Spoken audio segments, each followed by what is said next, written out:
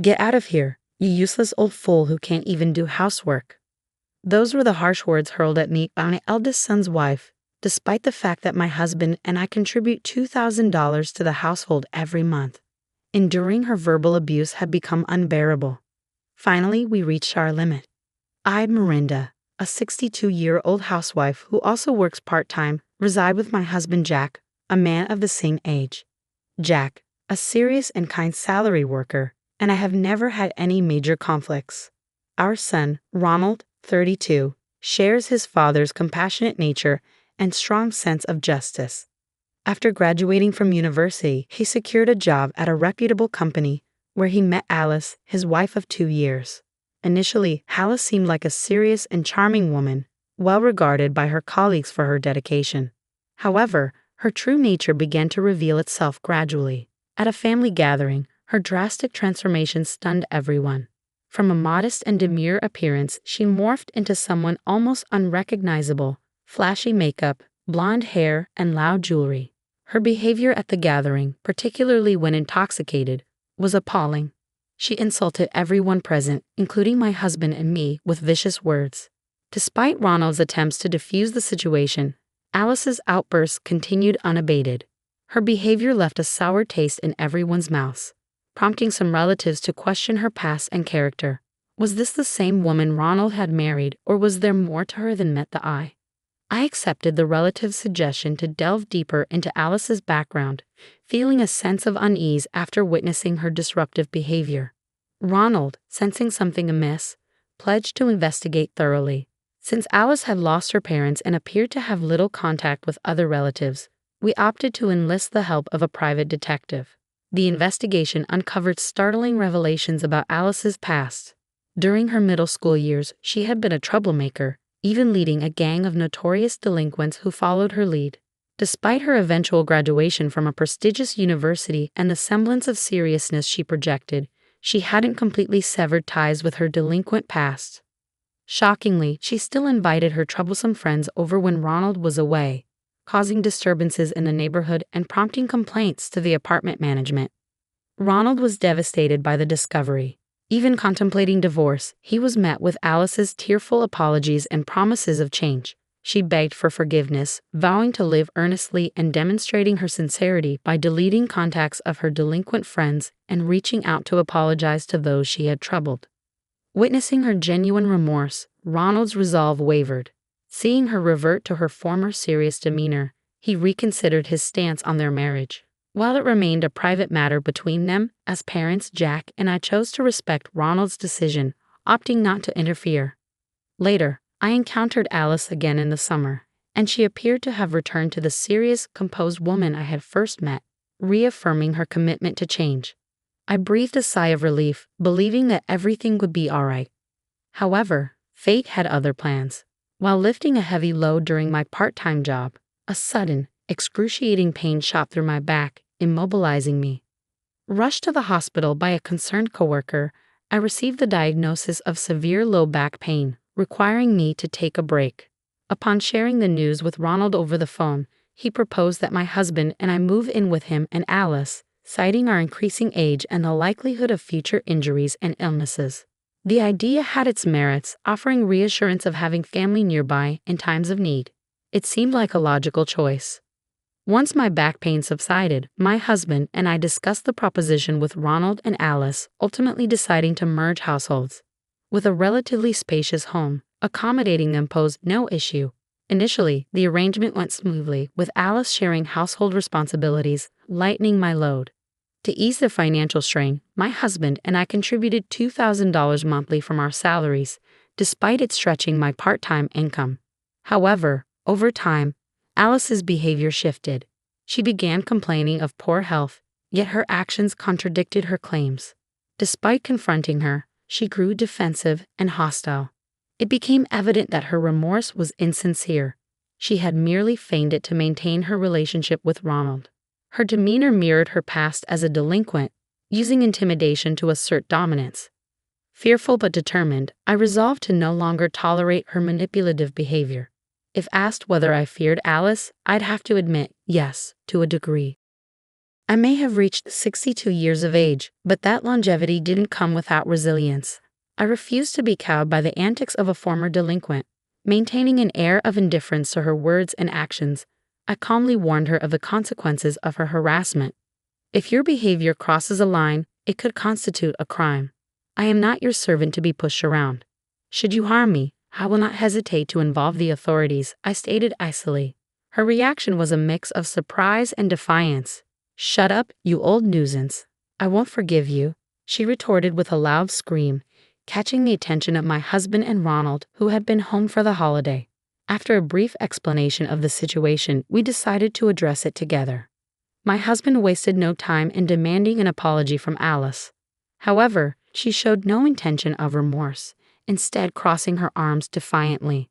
Why should I apologize to this old fool? She sneered. I agreed to live together under the assumption that she'd handle the chores, but she's been utterly useless.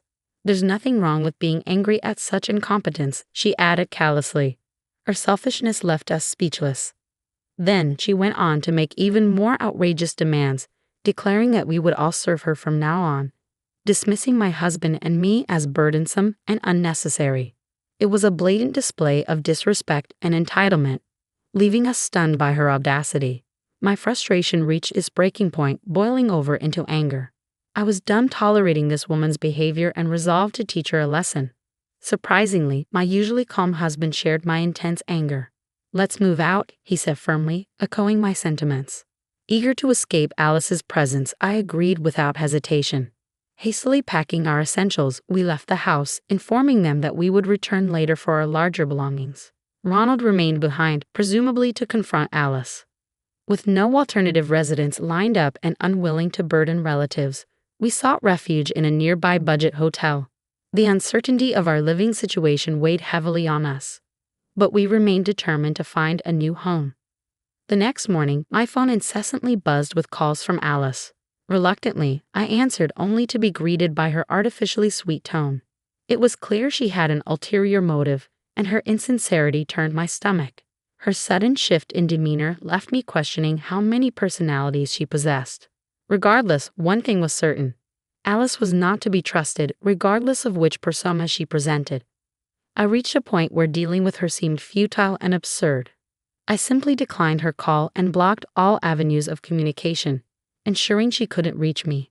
My husband, observing my actions, followed suit, understanding the need for a clean break. Together, we made the decision to sever all ties with Alice. Later that afternoon, Ronald called me with unexpected news. He had divorced Alice. He recounted how she had challenged him to proceed with the divorce, prompting him to follow through without hesitation.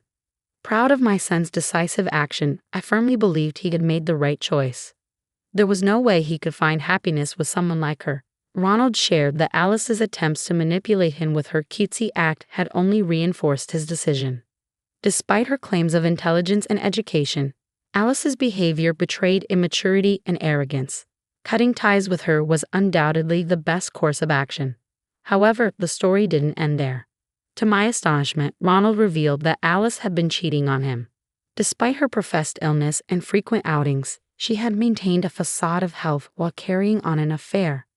Hiring a detective agency confirmed my suspicions, providing photographic evidence of her infidelity. As I scrolled through the photos Ronald sent, disbelief washed over me. There she was, locked in an embrace with a young man, a stark contrast to her pretense of innocence. It was evident that Alice's deceit ran deeper than we had imagined. I was resolute about seeking compensation for the damages caused by Alice's actions, including the affair with her cheating partner. I had made this clear to her, yet she remained unfazed, exuding confidence. It left me puzzled why she would call me, perhaps to ascertain my whereabouts, assuming I hadn't left. Her attempt to act tough seemed futile now that I had indeed departed. I harbored no intention of extending help to her. She needed to face the consequences of her actions alone. With our new living arrangement settled, my husband, Ronald, and I opted to reside together in a certain apartment. While we contemplated evicting Alice and occupying our previous home, its size and upkeep were impractical for Ronald alone.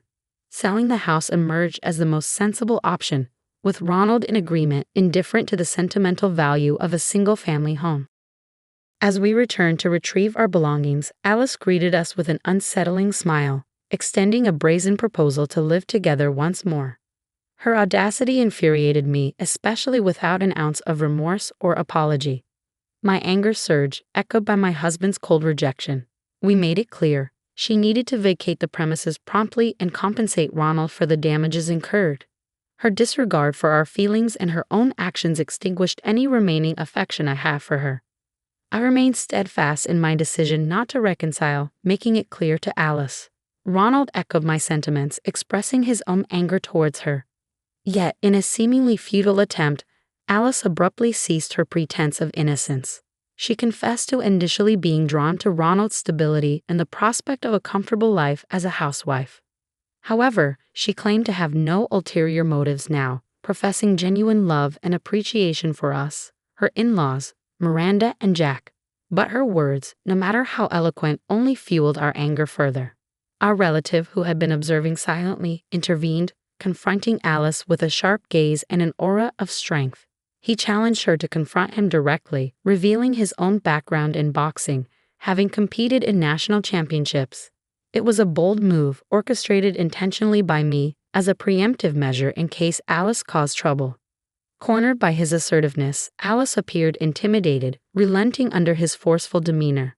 With firm insistence, he demanded her immediate departure and a sincere apology, warning her never to involve herself with us again. Seemingly cowed by his resolve, Alice agreed, promising to leave promptly and offering her furniture and other belongings as restitution. She apologized sincerely, quickly gathering her belongings and leaving the house. Observing her hasty retreat, the relative chuckled triumphantly, remarking on her tendency to assert dominance over the weaker but crumble when faced with someone stronger. A clear sign of her lack of backbone. Ronald, my husband, and I couldn't help but laugh as we watched her flee. With the intruder gone, our move to the new home proceeded smoothly. Meanwhile, Alice rented an apartment and began living alone. Ronald pursued compensation as he had declared, leading to prompt payments from both Alice and her affair partner, likely prompted by legal notices. As the relative had pointed out, Alice was unable to stand up to those stronger than herself. Since then, I've had no contact with her, but I've kept tabs on her through the news and acquaintances. Recent reports detailed her downward spiral, depleted savings from compensation payments, failed attempts to secure support from her disappearing lover, and a tumultuous stint at a general company that ended in resignation after conflicts with her boss. Unabashed, she resorted to begging for money at our workplace, but we chose to ignore her pleas. Despite leaning on her delinquent friends, she found no solace, eventually resorting to assaulting one of them, resulting in her arrest and imprisonment. Upon hearing her story, both my husband and Ronald agreed that prison might be the best place for someone like her. It's evident she hadn't truly reflected on her actions, despite feigning remorse. Now, I'm enjoying peaceful days with my family, planning holidays together in our smaller, more manageable apartment near the station.